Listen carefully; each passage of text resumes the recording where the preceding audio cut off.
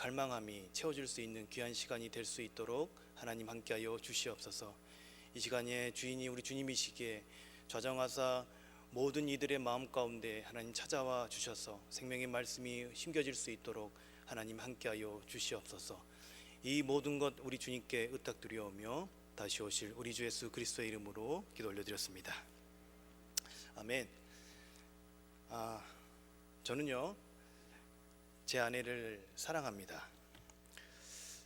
이거 웃기려고 하는 건 아닌데요, 이렇게 아내가 보고 있을 거를 염두하고 하는 말도 아니고요.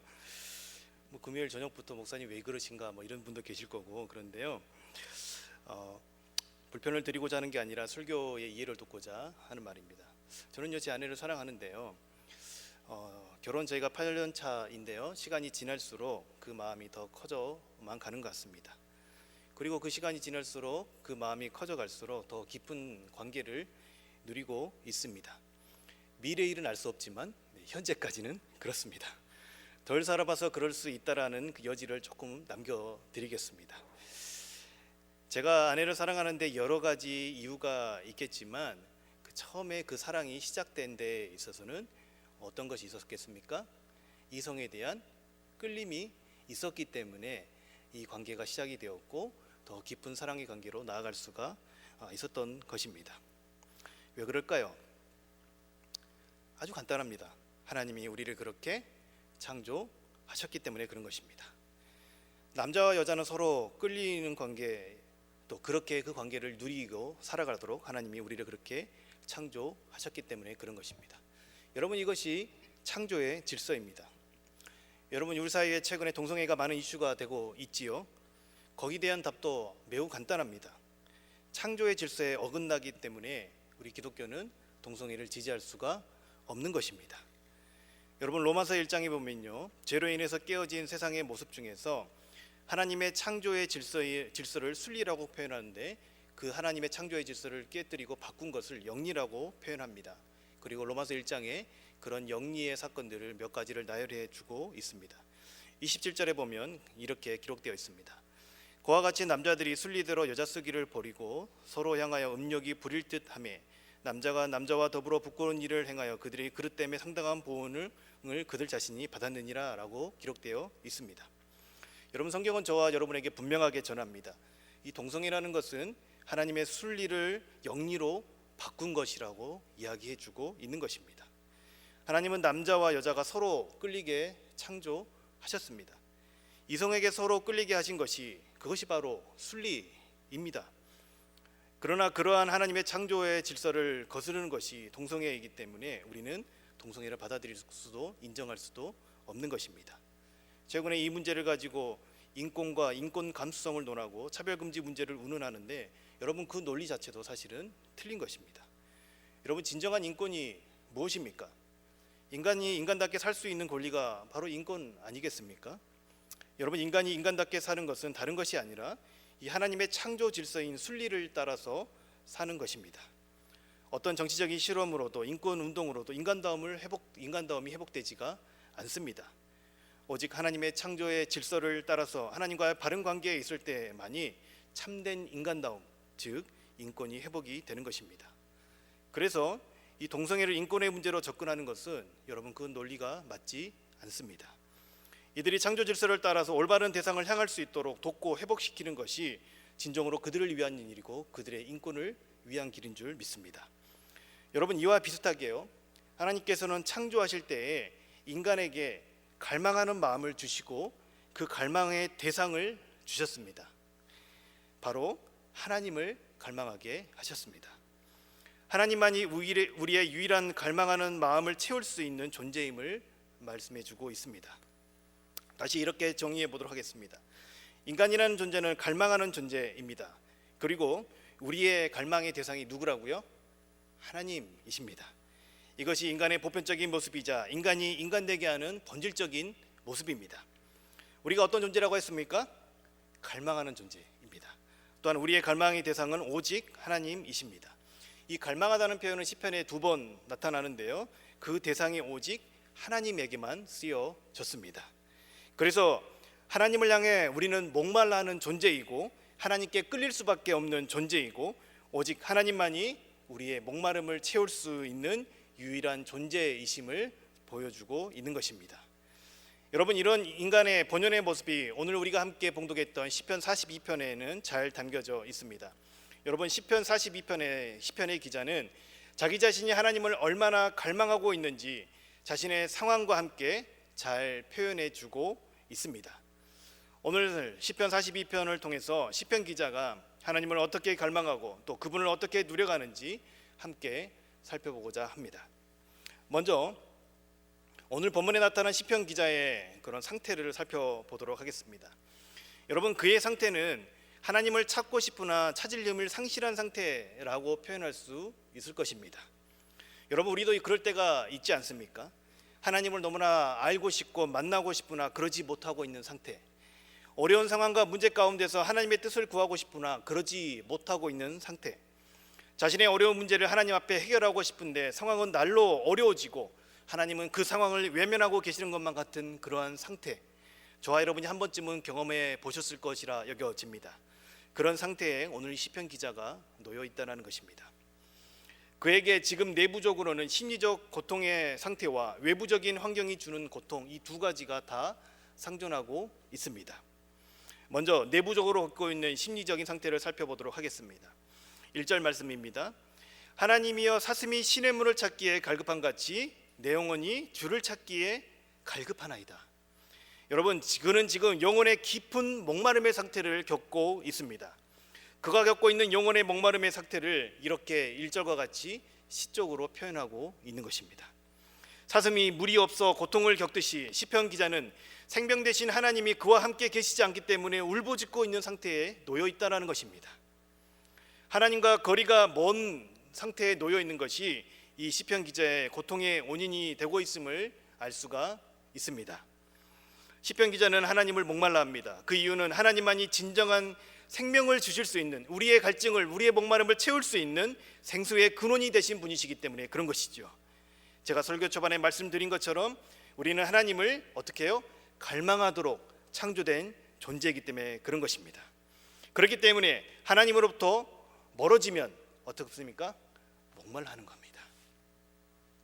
이 갈급하다는 표현을 여러분 우리 주목해서 보아야 할 것입니다. 여러분, 이것이 사슴이 시냇가에서 헐떡이고 있는 이미지입니다. 왜 헐떡입니까?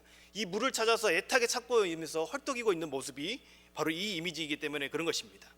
타는 목마름에 그 물을 찾아서 헐떡이고 있는 사슴의 모습을 지금 자신의 모습으로 묘사하고 있는 것이죠. 또한 여기서 나타나고 있는 시내는 물이 철철 넘치는 그런 개울물이나 시냇물이 아닙니다. 광야의 깊은 계곡의 바닥에 흐를 듯 말 듯한 그런 시내를 가리키고 있는 것입니다. 여러분, 목마른 사슴이 물 한 모금 찾기 위해 메마른 광야의 깊은 계곡 밑까지 찾아 내려온 이미지를 오늘 보여주고 있는 것입니다. 여러분, 그 모습이 어떻게 그려지십니까? 애처롭고 안타깝게 여겨지지 않으십니까? 즉, 여기의 사슴은요, 사냥꾼에 쫓겨서 목이 타는 것이 아니라 오랜 가뭄으로 모든 시냇물이 말라버렸기 때문에 물이 흐르는 개울의 밑바닥까지 내려가 헐떡이고 있는 모습이 그려지고 있다는 것입니다. 여러분, 왜 시편 기자가 이런 표현까지 쓰면서 자기의 상태를 표현하고 있는 것일까요? 2절 말씀을 보겠습니다. 내 영혼이 하나님 곧 살아계시는 하나님을 갈망하나니 내가 어느 때에 나가서 하나님의 얼굴을 배울까? 물을 찾아 목이 타는 듯 하나님을 갈망하지만 하나님을 만날 수 없는 상태에 놓여 있다라는 것입니다. 하나님이 자신의 삶에서 부재하고 있다고 여겨지기 때문에 그의 영혼은 더 타는 듯한 목마름을 느끼고 있는 것이죠. 그것을 또 4절과 6절 말씀을 통해서 알 수 있습니다. 4절에 그가 기억하는 자신의 모습은요, 성의를 지키는 하나님의 집에 거하는 모습이었습니다. 이 4절에서의 배경은 시온산이 있는 예루살렘이 배경이었지만 6절로 넘어가면요, 어떠냐면요, 하나님을 그가 기억하는 장소로 헤르몬과 미살산에서의 주를 기억하고 있다고 기록하고 있습니다. 여러분, 이것은요, 장소의 변경을 의미하기보다는 하나님과의 거리가 어떻습니까? 더 멀어진 상태. 이 예루살렘이라는 곳은 하나님의 집이 있는 곳, 하나님의 처소가 있는 곳이지 않습니까? 그로부터 거리가 더 멀어진 자신의 영적 상태를 상징하는 것으로 보여집니다. 하나님에 대한 갈망은 더 깊어졌으나 오히려 자기 자신의 상태가 하나님과 더 멀리 떨어져 있는 것 같은 상태에 놓여 있다라는 것을 보여주고 있는 것이지요. 그가 자신을 그렇게 표현한 이유가 있습니다. 9절 말씀을 함께 보도록 하겠습니다. 내 반석이신 하나님께 말하기를 어찌하여 나를 잊으셨나이까? 내가 어찌하여 원수의 앞자로부터 말미암아 슬프게 다니니까 하리로다. 여러분, 자기 자신이 하나님께 잊혀진 존재처럼 여겨지기 때문에 이런 표현을 쓰고 있는 것입니다. 어찌하여 하나님 나를 잊으셨습니까? 어찌하여? 그렇게 하나님 앞에 자기 자신을 탄원하고 있는 것이죠. 이어서 그가 더 적나라하게 자신의 상태를 설명해 주고 있는데요, 원수의 압제로 말미암아 슬프게 다닌다라고 그 하반부에 기록되어 있습니다. 여러분, 이 표현은요, 어떤 표현이냐면요, 상을 당한 자가 어두운 기색을 하고 더러운 옷을 입고 사회적 접촉을 못하는 상태와 같다라는 표현을 하고 있는 것입니다. 시편 42편에 나타난 시편 기자의 그 내면의 심리적 상태가 여러분 좀 그려지십니까? 하나님을 간절하게 갈망하고 있으나 그러면 그럴수록 하나님과 더 멀어져 있는 것만 같게 여겨진다는 것입니다. 그 하나님은 자신에게 외면하고 부재하시는 것만 같게끔 느껴진다는 것이죠. 고통 가운데 있는 자신이 하나님으로부터 버려진 듯한, 유기된 듯한 느낌을 선명하게 전해주고 있습니다. 그런 그가 10절에서는요 어떻게 기록하고 있습니까? 내 뼈를 찌르는 것 같은 고통을 느끼고 있다라고 고백하고 있는 것입니다. 이 시편에서 종종 이 뼈라는 것은요 자신의 영혼과 같이 사람을 생명을 상징할 때 쓰여지는 단어입니다. 어떻습니까? 이거는 어떤 말을 하냐면요, 심령이 상하여서 그 어떤 방법도 감당할 힘도 잃어버린 상태에 자기가 자신이 놓여 있다라는 것을 보여주고 있는 것이죠. 마치 상을 당한 자와 같이 사람을 만나기도 힘든 상태에 놓여 있는 자신의 심리적 상태를 이 시편 42편 기자는 적나하게 보여주고 있습니다. 여러분, 이것이 시편 기자가 겪고 있는 심적으로 겪고 있는 고통이라면 이러한 고통을 겪게 된 외부적인 어려움도 잘 나타나 있습니다. 이는 사람으로 인해서 겪게 된 고통임을 보여주고 있는 것입니다. 3절 말씀에 보면요, 사람들이 종일 내게 하는 말이, 10절에 보면요, 내 뼈를 찌르는 것 같이 내 대적이 나를 비방하여 늘 말하기를. 또한 그 뒤에 있는 43편 1절에 보면 간사하고 불의한 자에게서 나를 건지소서라고 사람들과의 관계에서 자신을 찌르는 말과 조롱하는 말이 이 고통 가운데 원인이 되었다라고 말해주고 있는 것이죠. 여러분, 그것이 처음에는 자기 자신에게 쏟아진 비방의 소리가 눈물이 되었지만 여러분, 그것이 시간이 지나면서 자신을 삼켜버릴 것 같은 큰 폭포수가 되어서 그를 지금 휩싸고 있는 것입니다. 자신의 대적들로부터 내 하나님이 어디 있느뇨, 이런 비아냥을 듣고 있는 것입니다. 자신이 의지하는 대상인 그 하나님이 어디 있느냐고 외치며 너희 하나님은 없다, 즉 너를 도우실 하나님은 없다라는 그런 조롱을 받고 있는 것이지요. 여러분, 이러한 표현, 이러한 하나님이 어디 있냐는 표현은 이스라엘이 존립 위기 가운데 있을 때에 이방인들이 경건한 신자들을 향해서 주님의 존재와 능력에 대해서 조롱을 할 때 종종 던졌던 질문인 것이죠. 여러분, 그가 당하고 있는 현재의 시련이 하나님의 유기로 하나님이 자신을 내버려두고 버려둠으로써 자신의 문제에 개입하지 않고 그냥 둠으로써 이런 문제가 야기됐다고 여겨졌던 것이고 이해됐던 것이고, 그와 적대적인 관계 가운데 있는 온수들은 그의 믿음의 뿌리를 흔들고 있는 것입니다. 낙심한 그에게 해결되지 못한 더 고립의 상태로 그는 빠져들어 버린 것만 같습니다. 뼈를 찌른 듯한 칼이 뼈를 찌른 듯한 경험을 하듯이 대적들의 말이 그의 심령을 상하게 하는 그 고통 가운데서 그 고통이 어때요? 날로 더 심각해지는 상황 가운데 놓여 있다는 것입니다. 상을 당하여 슬픔 가운데 있는 사람이 사람을 만나기를 꺼려하는 것처럼 힘든 고통의 시간을 보내고 있는 그 본문의 그 모습이 오늘 시편 42편 기자의 모습이라고 할 수 있을 것입니다. 여러분, 여기까지 이 시편 기자의 모습을 좀 설명해 드렸는데요, 그런데요, 이런 본문을 대할 때 우리 가운데 한 가지 질문이 생겨납니다. 어떤 질문이 생겨나냐면요, 이 시편 기자의 모습을 보십시오. 낙심한 상태에서도 끝까지 하나님을 외면하지 않고 하나님을 바라고 있습니다. 그렇죠? 하나님에 대한 원망을 올려드리지 않고 있습니다. 그런 여전히 어떻습니까?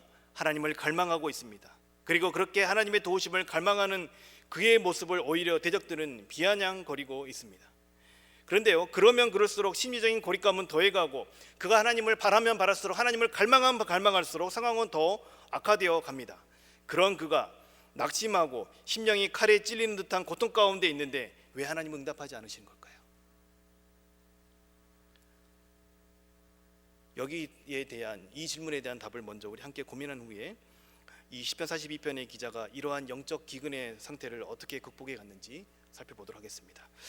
먼저 신자들에게 이러한 상황이 허락되었을 때 저와 여러분이 이 시편 기자와 같은 상황이 놓이지 않을 수 있다고 우리는 장담할 수가 없을 것입니다. 또 여기 앉아 계시는 분들 중에서 함께 영상으로 예배에 참여하시는 분들 중에서 시편 기자와 동일한 그런 심리적 상태, 시편 기자와 동일한 상황 가운데 놓여 계신 분도 있을 것입니다. 우리에게 이런 상황이 허락되었을 때 우리가 놓치지 말아야 될 것이 있는데, 여러분 잘 들어보십시오. 하나님은요, 우리의 느낌과 상관없이 우리를 돌보고 계십니다. 하나님은 우리의 느낌과 상관없이 우리를 돌보고 계신다는 것을 우리의 어떤 상황 가운데서 우리는 놓치지 말아야 하는 것입니다. 때로는 하나님이 안 계신 것 같이 느껴진다고 해서 하나님이 실제적으로 안 계신 것이 아니라는 것입니다. 여러분, 이 사실을 붙들고 이 사실을 믿는 것이 믿음입니다. 인간은 감정과 느낌을 가진 존재입니다. 기분이란 느낌은 사람을 속입니다. 기분이란 느낌은 하나님이 계시는데도 불구하고도 그분이 계시지 않는다고 우리에게 속삭일 수 있다라는 것입니다. 기분이란 느낌은 하나님이 분명히 나를 돌보고 계심에도 불구하고도 우리를 돌보지 않는다고 여겨지게끔 할 수도 있다라는 것입니다.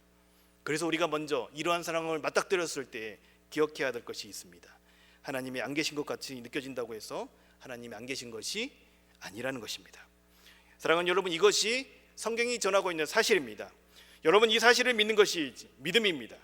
여러분, 이 믿음을 전제로 해야 하나님이 우리에게 해 가시는 일들을 우리는 이해할 수가 있다는 것입니다. 여러분, 무엇이라고요? 하나님은 우리의 느낌과 상관없이 어떻다고요? 우리를 돌보고 계신다는 것입니다. 이런 하나님께서 우리의 상황을 초월하여서 우리의 삶을 붙들고 계신다는 것을 말씀해주고 있는 것입니다. 바로 앞에 상황과 경험한 일과 느낌과 감정을 따라서 판단하는 우리의 한계를 초월하여서 우리를 돌보고 계신 분이 바로 저와 여러분이 믿고 있는 하나님이십니다. 여러분, 이런 전제가, 이런 믿음이 우리에게 전제가 되어졌다면 오늘 시편 기자와 같은 영적 기근기를 우리는 이렇게 다시 한번 정의해 볼 수 있을 것입니다. 이러한 영적 기근기는요, 소망의 또 다른 이름입니다. 영혼의 겨울과 같은 혹독한 그 시간은 소망의 또 다른 이름이라는 것입니다. 시편 43편 3절과 4절 말씀 우리 함께 한 목소리로 봉독해 보도록 하겠습니다. 함께 읽겠습니다. 주의 빛과 주의 진리를 보내시어 나를 인도하시고 주의 거룩한 산과 주께서 계시는 곳에 이르게 하소서. 그런즉 내가 하나님의 제단에 나아가 나의 큰 기쁨에 하나님께 이르리이다. 하나님이여, 나의 하나님이여, 내가 수금으로 주를 찬양하리이다. 여러분, 시편 42편과 43편은 분류하는 사람에 따라서 조금 나뉘지만 대체로 이것을 통째로 한 시로 보는 게 많습니다. 43편의 내용을 보면요, 어떻게 시작됩니까? 불의한 자로부터 자신을 건져달라는 탄원을 한 후에 시편 기자가 오늘 3절과 4절을 고백하는 것입니다. 하나님이 하나님의 품으로 인도하실 그 때를 어떤 겁니까? 소망하고 갈망하고 있다라는 것입니다. 영적 기근기를 보내는 동안에 회복하실 그 때를 소망하고 갈망하는 시기로 보내고 있음을 알 수 있습니다. 여러분, 그 시기를 보내는 가운데에 우리의 자세는 우리의 바람대로 우리의 문제가 해결되기를 바라는 것이 아닐 것입니다. 하나님이 함께 하시고 우리의 그 갈망의 대상, 그 하나님만으로 만족하고 있는 것인가, 내가 정말 하나님을 갈망하고 있는 것인가를 스스로 질문하면서 그 시기를 보내야 할 것입니다. 그래야만이 하나님이 우리에게 역사하실 수 있기 때문에 그런 것입니다. 우리의 자아가 철저히 깨어지고 온전히 하나님을 갈망해야만이 인격이신 하나님께서 우리의 삶에 개입하시고 일하실 수 있기 때문에 그런 것입니다. 또한 여러분, 이러한 영적 기근기를 지날 때에 우리는요, 진정한 하나님의 가치를 발견하게 되는 것입니다. 어떻다고요? 이런 영적 기근기를 지날 때 우리는 진정한 하나님의 가치를 발견하게 되는 것입니다. 여러분 보십시오. 우리 인간이라는 존재는요, 어리석음 때문에 진짜 소중한 것은 어떻습니까? 늘 잃고 난 후에 그 가치를 깨닫게 됩니다. 늘 우리 주변에 있을 때에는 그 가치를 모르다가 그것이 부지했을 때에만이 참된 가치를 깨닫게 되는 경우가 많이 있습니다. 대표적인 예가 뭐가 있을까요? 부모님이 있으시겠죠. 부모님이 함께 계실 때는 그 빈자리를 잘 느끼지 못한다고 합니다. 그러나 그 부모님이 소천하신 후에 부모님의 큰 사랑과 그 빈자리를 깨닫게 되는 것이죠. 어떻습니까? 부지한 후에 어떻습니까? 참된 가치를 깨닫게 되는 경우가 많다는 것입니다. 최근에 코로나로 인해서 우리가 대면으로 모이고 공동체로 모이는 것을 할 수 없는 상황이 되고 나서 보니까 어떻습니까? 공동체의 부재를 우리는 경험하게 됩니다. 이를 통해서 공동체의 참된 가치를 깨닫고 배우게 되는 은혜가 있다는 것입니다. 여러분, 하나님이 계시지 않는다고 여겨질 때에 우리는 고통을 겪습니다. 맞습니다. 오늘 시편 기자와 같이 극심한 고통을 겪을 수도 있습니다. 느낌과 감정으로부터 자유하지 못하는 극심한 낙심을 겪을 수도 있습니다. 그러나 그러한 시기를 통해서 우리는 하나님의 참된 가치, 우리가 정말 하나님을 목마르는 존재이구나라는 그런 것을 깨닫게 되는 유익이 있다라는 것입니다. 하나님이 나와 함께함이, 하나님과 내가 함께 거할 수 있음이, 내가 하나님의 자녀로서 살아갈 수 있음이, 이 혼란한 시대 가운데서 하나님이 내가 하나님께 나와 그 하나님께 나의 상황을 아뢰고 탄원할 수 있음에 대한 가치를 어떻게 해요? 하나님의 부지함을 통하여서 깨달을 수 있게 된다는 것입니다. 내 영혼이 갈망한 대상이 하나님이심을 하나님이 부재하고 난 뒤에야 우리는 비로소 깨닫게 된다는 것입니다. 하나님의 부재는 하나님에 대한 가치를 깨닫고 그 대상을 어떻습니까? 더 간절히 사모하게 되는 것이죠. 그래서 이 영적 기근의 또 다른 이름은 소망이 될 수 있는 것입니다. 이러한 우리의 걸음을 하나님은요 절대 외면하지 않으십니다. 오늘 이 시편 기자가 시편 42편에서 탄원하고 하나님께 외쳐드리고 있는 이 울부짖음을요 하나님은 절대 외면하고 그를 유기하고 내버려 두지 않으셨다라는 것입니다. 여러분, 그 증거가 바로 로마서 8장 22절 이하에 기록되어 있습니다. 여러분, 로마서 8장에 보면요, 우리뿐만이 아니라 죄로 물들어서 이 깨어져 버린 세상으로 인해서 모든 피조물, 인간을 포함한 모든 피조물이 신음하면서 고통을 겪으며 창조주께 탄식하고 있다라고 기록되어 있습니다. 그런 가운데 소망으로 우리는 구원을 얻게 되었고, 소망을 품었고 그분이 다시 오심과 이 세상의 모든 것이 회복되는 그 순간을 기다리라고 말씀하고 있는 것입니다. 그리고 우리에게 이렇게 말씀하십니다. 26절 말씀이 8장 26절 말씀입니다. 우리 안에 내주하신 성령께서 어떻게 해요? 우리가 마땅히 기도할 바를 알지 못하나 어떻다고요? 오직 성령께서 말할 수 없는 탄식으로 우리를 위하여 친히 어떻게 합니까? 간구하신다고요. 우리를 위해서 친히 어떻게 하신다고요? 기도하신다고요. 아멘이십니까? 여러분, 여기서 끝이 아닙니다. 27절 말씀을 보겠습니다. 마음을 살피시는 이가 성령의 생각을 아시나니 이는 성령이 하나님의 뜻대로 성도를 위하여 간구하신다라고 기록되어 있습니다. 이어서 28절 말씀 보도록 하겠습니다. 우리가 알거니와 하나님을 사랑하는 자 곧 그의 뜻대로 부르심을 입은 자들에게는 어떻게 해야 됩니까? 모든 것이 합력하여 선을 이루니라 라고 기록되어 있습니다. 아멘이십니까? 사랑하는 여러분, 이 로마서 말씀의 핵심은 무엇입니까? 하나님이 우리의 탄식을 알고 계신다는 것입니다. 그리고 우리가 느끼는 감정에, 우리는 느낌과 감정의 지배를 받고 상황의 지배를 받는 한계를 가진 존재인 것을 누가 아십니까? 우리 안에 내주하에 계시는 하나님의 영이신 성령께서 아신다는 것입니다. 그래서 마땅히 빌바를 알지 못하는 한계 가운데 갇혀있는 우리를 위해서 이 상황이 내게 왜 허락되었는지 알지 못하고 하나님이 부지하시는 것 같이 여겨지는 나를 위해서 성령께서 어떻게 하십니까? 우리를 위해서 친히 간구하여 주신다는 겁니다. 우리를 위해서 친히 간구하여 주신다는 거예요. 친히 기도하신다는 겁니다. 그런데 그냥 간구하시는 것이 아니라요, 말할 수 없는 탄식으로 친히 간구해 주신답니다. 여러분, 이 말씀은 무슨 말씀일까요? 여러분, 이 말씀은 무슨 말씀일까요? 나의 상황과 아픔을 우리 안에 계시는 성령 하나님께서도 동일하게 느끼고 계신다는 것입니다. 여기에서의 탄식은 고통 또는 말할 수 없는 깊은 감정에서 생겨나는 탄식을 말하는 것입니다. 우리 안에 내주하신 성령께서 우리의 심령 깊은 곳 가운데 있는 우리가 느끼는 아픔과 고통과 낙심하는 마음과 우울과 좌절과 이 무기력함, 그 모든 것, 우리가 느끼는 그 모든 것, 여러분, 그것을 함께 느끼시고 함께 탄식하고 계신다는 것입니다. 여러분, 이것이 성경이 전하는 성령께서 우리 안에서 하시는 사역이십니다. 이래도 하나님이 우리를 버려두십니까? 아니요, 아닙니다. 이래도 하나님이 우리 가운데 계시지 않고 멀리 계십니까? 아닙니다. 지금 이 순간에도 아파하는 우리와 함께 아파하고 계시고, 저와 여러분이 하나님께 올려드리는 그 탄식 가운데 함께 하나님께서 동참하고 계신다는 것입니다. 그리하여 어떻게 이루십니까? 성령께서 궁극적으로 하나님을 사랑하는 자, 그 뜻대로 부르심을 입은 자들에게 모든 것이 합력하여 선을 이루게 하시겠다고 말씀으로 저와 여러분에게 약속하고 있으신 것입니다.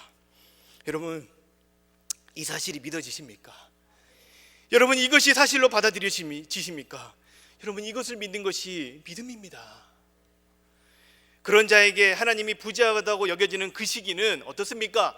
하나님의 참된 가치를 발견하는 시기가 될 것이고, 더 하나님을 갈망하며 그분의 다시 오심을 소망하는 시기가 될 것입니다.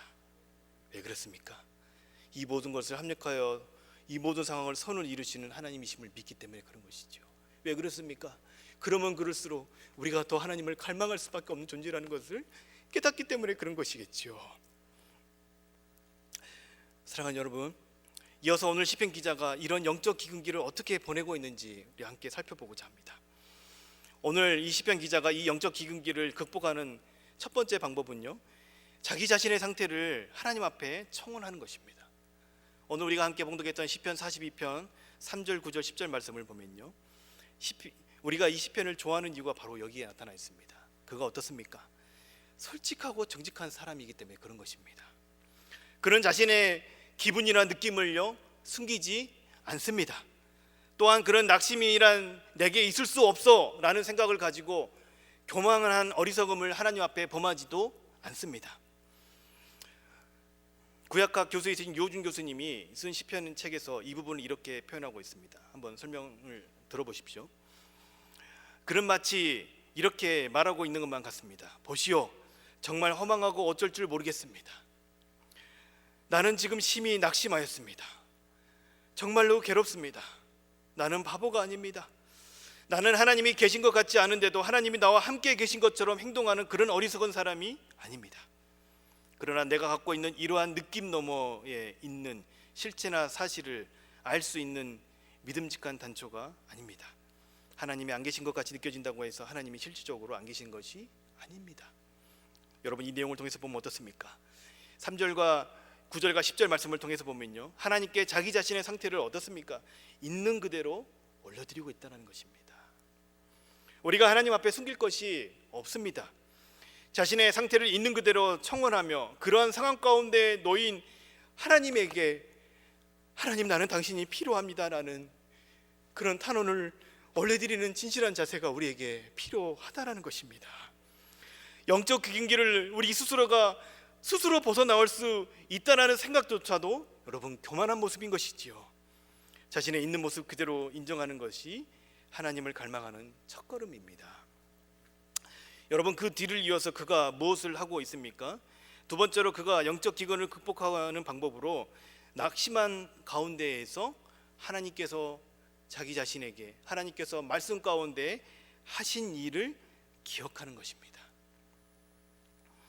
본문 4절과 6절과 8절을 통해서 이 내용을 확인해 볼 수 있는데요, 동일한 책에서도 이 내용을 이렇게 설명해 주고 있습니다. 이스라엘의 예배는 항상 하나님께서 과거에 어떻게 행동하셨는가를 기억하는 일부터 시작합니다. 하나님께서 그들의 조상을 위해 행하셨던 위대한 일들을 기억하고 낭송하는 일이 이스라엘 백성의 예배의 핵심이었습니다.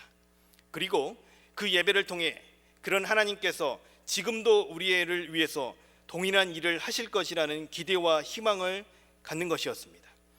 예배의 기본적인 전제는 이것입니다. 하나님께서 그가 과거에 행동하셨던 것처럼 미래에도 똑같이 그렇게 하실 것입니다.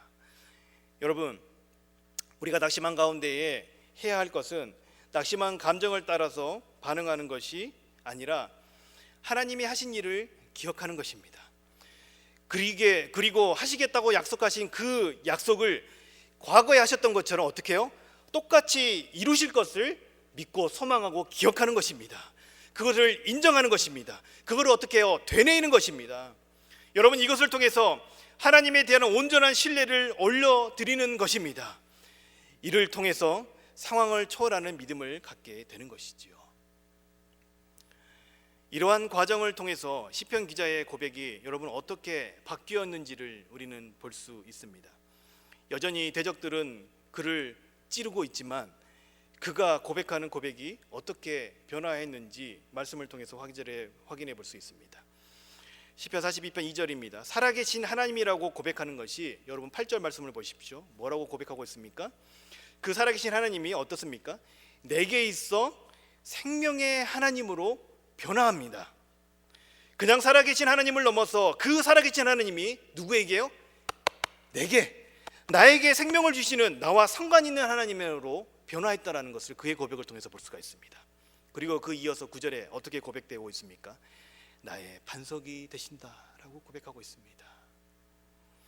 나의 굳건한 신뢰의 대상이요 피난처가 바로 하나님이심을 고백하고 있는 것입니다. 낙심한 가운데 하나님을 기억하는 것이 그에게 있어서 그가 하나님을 구체적으로 경험하게 되는 계기가 되는 것입니다. 여러분, 잘 기억하십시오. 우리가 이 어려운 시기를 보내는 가운데 여러분이 놓여 있다면 여러분, 하나님을 기억하십시오. 말씀 가운데 기록되어 있는 하나님이 어떤 일을 이루셨는지, 그 하나님께서 내게 어떤 일을 행하셨는지, 또한 그 하나님께서 어떻게 그 일을 이루어 가실 것인지 약속되어 있는 말씀을 기억하십시오. 마지막으로 영적 기근기를 회복하기 위해서 자기 자신에게 하나님을 갈망하기를 선포하고 있습니다.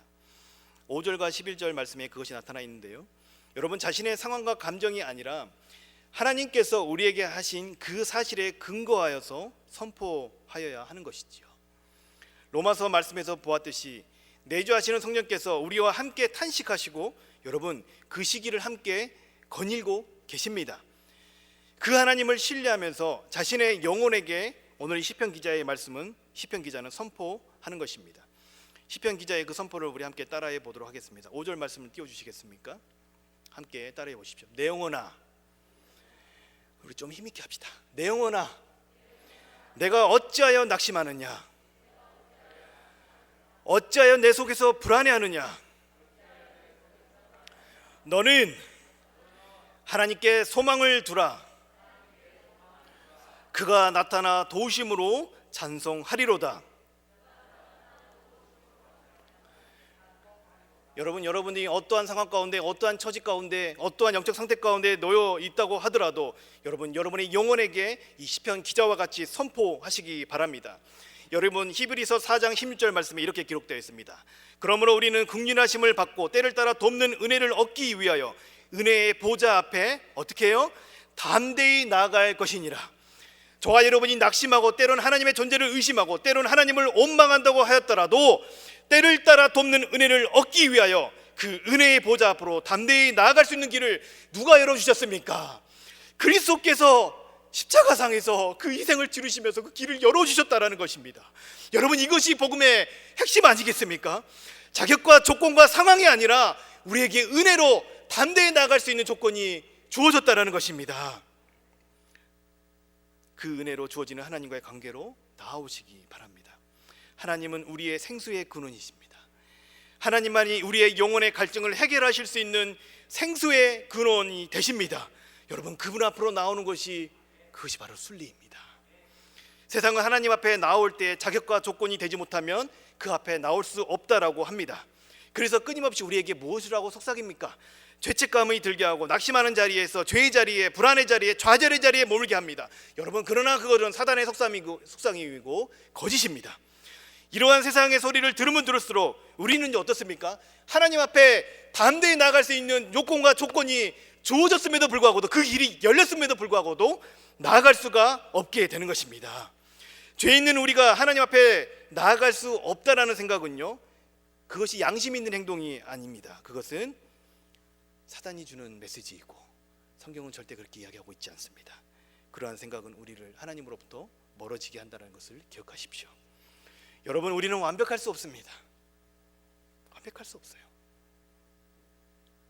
하나님 앞에 있는 모습을 그대로 진솔하게 담대히 은혜의 그 보좌 앞에 나아가 오시기 바랍니다. 하나님만이 나의 이 영혼의 갈증을 해결하실 수 있는 유일한 생수의 근원 되십니다. 이렇게 하나님 앞에 자기 자신을 주장하며 상황과 환경을 초월하는 저와 여러분이 되기를 축복합니다. 사랑하는 여러분, 막막하고 캄캄한 어둠의 터널 혹시 지나고 계십니까? 혹시 하나님의 부재가 느껴지고 영적 기근기를 지나고 겪고 계신다면 오늘 시편 기자의 고백과 반응에 주목해 보시기 바랍니다. 그 시기를 통해서 진정한 하나님의 가치를 발견하게 될 것입니다. 여러분, 낙심의 골이 깊으면 깊을수록 어떻습니까? 하나님에 대한 가치가 어떻습니까? 더불어 더 깊게 깨닫게 될 것입니다. 그래서 오늘 시편, 오늘 설교의 제목과 같이 기쁨이 더 기쁨을 부를 것입니다. 쉽지는 않겠지만 느낌과 감정에 지배받지 말고 그 감정과 하나님이 멀리 계시고 하나님 나와 함께 하시지 않고 하나님이 나를 내버려 주신다는 그 생각을 여러분 부인하십시오. 성령께서 말할 수 없는 탄식으로 여러분의 아픔과 여러분의 상황과 여러분이 느끼는 그 모든 것을 함께 느끼시면서 우리를 위해 기도하시고 그 걸음을 함께 걷고 계십니다. 그리고 자신을 향해 내 영혼아 어찌하여 낙심하느냐, 어찌하여 불안해하느냐, 내 영혼아 너는 하나님께 소망을 두라, 이렇게 선포하시기 바랍니다. 그분께서 나를 이 깊은 수렁에서 끌어내시어 이 기쁨의 시기를 통해서 더 깊은 하나님의 은혜를 누리게 할 것입니다. 여러분 기대하십시오. 여러분의 깊은 수렁이, 기쁨이 더 깊은 하나님을 누리게 할 것입니다. 기쁨이 어때요? 기쁨을 부를 것입니다. 사랑하는 여러분, 이 시간 함께 기도했으면 좋겠습니다. 저와 여러분이 어떤 상황에 있던지 간에 이 시간만큼은 정직하게 우리가 하나님 앞에 우리의 상태를 올려드리기를 소망합니다. 그리고 생수의 근원 되시는 하나님을 소망할 수 있게 해달라고, 느낌과 감정과 상황을 초월하여서 나와 함께 이 시기를 걷고 나를 위해서 탄식하며 나를 위해 기도하고 계시는 그 하나님을 바라볼 수 있게 해달라고 이 시간 함께 기도하시고요. 더불어서 함께 제가 기도했으면 좋겠습니다. 최이하율이라는 어린이가 위급한 상황으로 현재 의식이 없는 상태에 놓여 있다고 합니다. 속히 회복될 수 있도록 그 시기를 함께 보내고 있는 가족의 하나님의 위로가, 진정한 위로와 소망이 함께 하시기를 우리 이 시간 이 두 가지 기도 점을 놓고 함께 기도하시도록 하겠습니다. 함께 기도하시겠습니다. 아버지 하나님, 우리가 정말 주님 앞에 나아갈 수 있도록 도와주시옵소서. 우리의 연약함과 우리의 한계와 하나님 우리의 막막함과 우리의 불안과 우리의 좌절함과 하나님 우리의 외로움과 우리의 소외됨과 하나님 우리의 한계들을 하나님 앞에 진실하게 붙들고 나갈 수 있는 저희가 될 수 있도록 하나님 우리를 붙드시고 역사하여 주시옵소서. 그 모든 상황과 환경을 초월하여서 하나님이 우리와 함께하고 계시고 여전히 우리를 붙들고 계시고 하나님이 보이지 않는다고 해서 하나님이 계시지 않는 것이 아님을 우리가 붙들고 그 하나님이 우리 가운데 일하심을 바라보며 나갈 수 있는 저희가 되게 하여 주시옵소서. 우리 안에 내주하시는 성령 하나님께서 우리에게 말할 수 없는 탄식으로 우리가 느끼고 있는 그 모든 것을 함께 공감하시며 함께 그 시기를 걷고 있다는 것들을 바라보면서 우리가 이 한계 가운데 있는 하나님의 부재를 느끼고 있다면 그것이 더 깊은 하나님을 갈망하는 마음으로 우리를 이끄실 것이라는 소망함을 가지고 나아갈 수 있는 저희가 되게 하여 주시옵소서. 또한 하율이를 위해서 하나님 간절히 기도하오니 하나님 그 심령 하나님께서 온전히 받아주시고 하나님의 나라를 위해서 하나님 이 상황을 하나님 아름답게 회복시켜 주시고 아버지 아픔 가운데 그 수렁을 걷고 있는 아버지 그 가족들에게도 하나님의 참된 위로와 소망이 함께할 수 있도록 하나님 함께하여 주시옵소서. 지휘의 하나님께서 그 가정 가운데 함께 임하여 주셔서 사랑하는 그 아이를 하나님께서 이렇게 세워 주시옵고 하나님의 영광과 하나님의 나라를 위해서 아름답게 쓰임받을 수 있는 귀한 생명과 삶이 될 수 있도록 하나님 붙드시고 역사하여 주시옵소서. 더불어 주님 앞에 귀한 예물 올려드립니다. 아버지 우리의 마음 온전히 올려드리오니 이 예물을 받아주시고 주님의 나라를 위해서 우리가 정말 더욱더 힘쓰고 애쓰고 또 아름다운 우리의 삶을 올려드릴 수 있는 귀한 시간과 또 그거를 위해 아름답게 쓰여질 수 있는 예물이 될 수 있도록 하나님 함께하여 주시옵소서. 이 모든 거 우리 주님께 부탁드리오며 다시 오실 우리 주 예수 그리스도 이름으로 기도 올려드렸습니다.